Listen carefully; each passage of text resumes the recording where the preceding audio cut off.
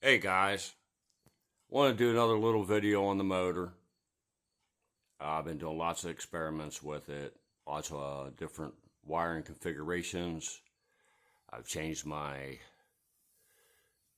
power supply, so I've cut the physical duty cycle of the rotation down. The new power supply here that I'm using is off an old laptop or something. So it's capable of putting out 19 volt, 4 amp. My setup today, this will verify what the power supply is putting to the motor. The kilowatt meter will show what the motor consumes. As you can see, the power supply now, with the motor not running, still bounces and uses power. Okay. So I just wanted to show the new consumption rate of the motor. I'm not going to say exactly which way the L1s, L2s, and L3s are wired. All I say is every set of coils in the motor is wound in series.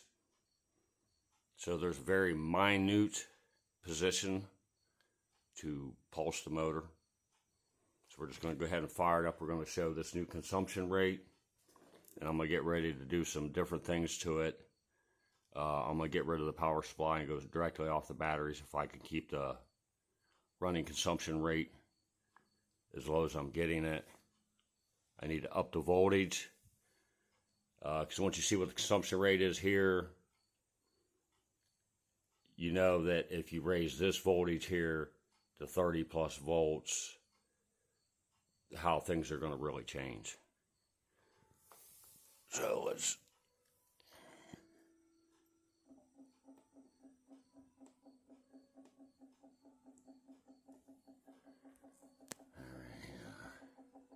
So the power supply is doing its job, not bulging down on the voltage.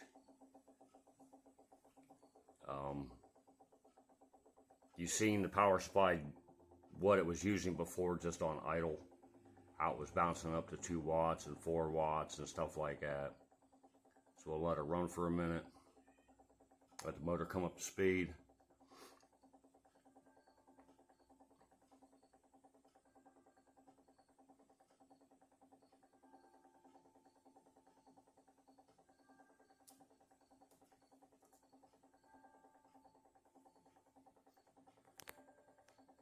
See, we'll get her a little bit better.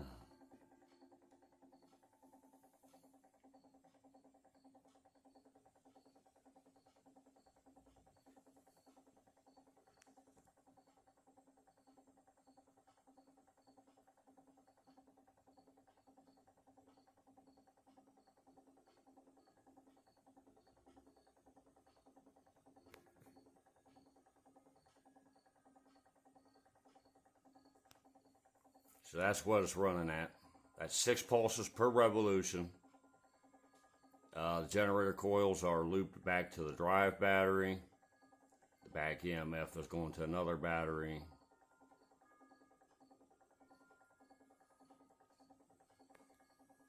Let's see if we can get her better yet. The sound of the motor changes a lot. It's easier to tune her in.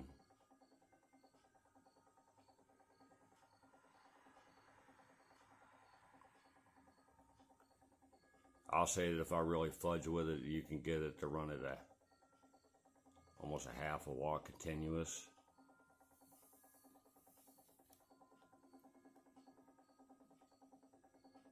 Just the timing again.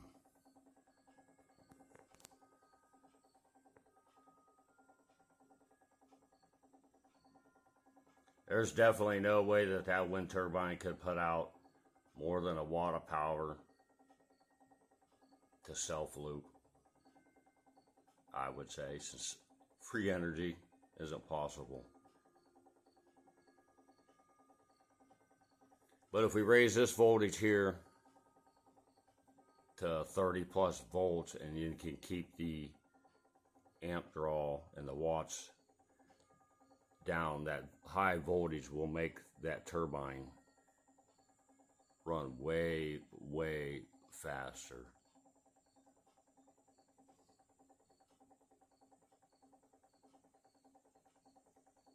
Probably need a PNP driver circuit without an N transistor in there, so that it could be self-looped. That's what I'm thinking. I bet the battery would hold a really long time. But anyways, thanks for watching, guys. This is pretty much the new consumption rate.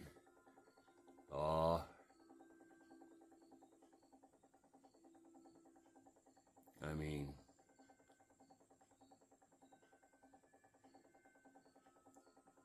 I've tried to self-loop with the little small inverter and stuff that I got. I can't make up the 3 watts that the inverter requires.